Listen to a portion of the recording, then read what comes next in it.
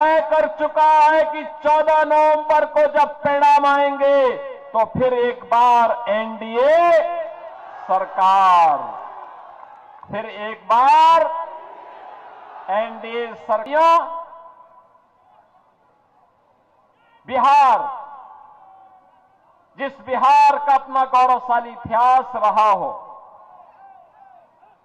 जिस बिहार ने नालंदा विश्वविद्यालय दिया हो, जो बिहार आर्यभट्ट और आचार्य चाणक्य जैसा महान आचार्य दिया हो,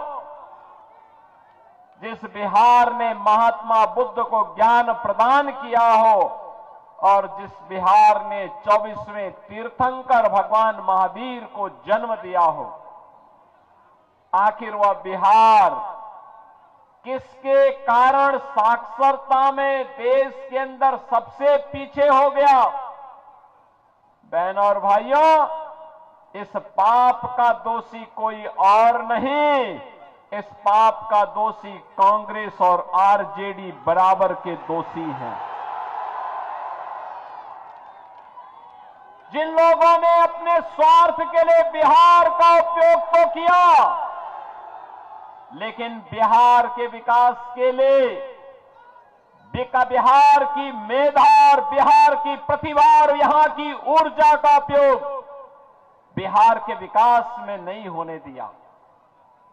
बिहार का नौजवान मेहनत करता था, उसकी मेधा और उसकी प्रतिभा का लोहा देश और दुनिया मानती है, लेकिन जब बिहार के विकास की बात आती तो कांग्रेस और आरजेडी के लोगों की दलाली इस नौजवान की मेधा को कुंद कर देती थी। हताश और निराश बिहार का प्रतिभा, यहां का नौजवान प्लान करने के लिए मजबूर हो गया था। पिछले 20 वर्ष में एनडीए की सरकार में नीतीश बाबू के नेतृत्व में बिहार में सुशासन की आधारशिला सुदृढ़ हुई है। और बहनों और भाइयों, इसी सुशासन की सुदृढ़ नींव में एक समृद्ध और विकसित बिहार के निर्माण के लिए एनडीए सरकार फिर से बिहार के अंदर आवश्यक है। और इसी के लिए आज मैं आपसे आह्वान करने के लिए आया हूं। बहनों और भाइयों, याद करिए, आज बिहार में वो सब कुछ है जो बिहार की समृद्धि और विकसित बिहार बनाने में सहायक हो सकती है। रोड की कनेक्टिविटी है, रेलवे की कनेक्टिविटी है, एयर कनेक्टिविटी है, इनलैंड वाटरवे की कनेक्टिविटी है, मेट्रो की सुविधा है।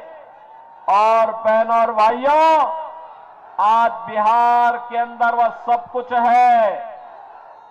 आप याद करिए, एनआईटी है, आईआईटी है, आईआईएम है, एम्स है, इंजीनियरिंग कॉलेजेस की श्रृंखला है और बिहार के अंदर अब मेडिकल कॉलेजेस की भी एक लंबी श्रृंखला खड़ी हो गई है। बहनों और भाइयों, अब बिहार में अच्छे शिक्षण संस्थान हैं, खुल रहे हैं, निवेश आ रहा है और निवेश की पहली शर्त है सुरक्षा।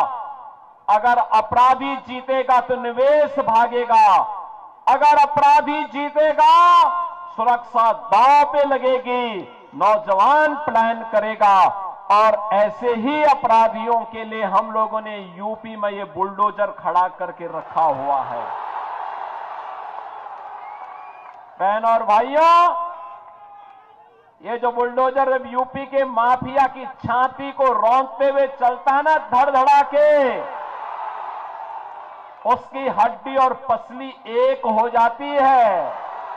और तभी तो यूपी का माफिया और अपराधी हुआ है पस्त और नौजवान को रोजगार मिला है तो वह हुआ है मस्त।